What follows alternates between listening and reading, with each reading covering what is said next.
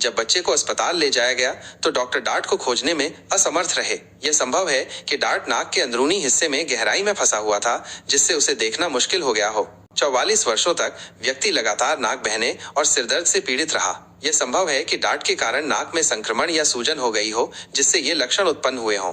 इस घटना से यह भी पता चलता है कि लंबे समय तक अनदेखी रहने वाली मामूली समस्याएं भी गंभीर स्वास्थ्य समस्याएं पैदा कर सकती हैं। जब डार्ट नाक से बाहर निकला तो व्यक्ति को आखिरकार राहत मिली।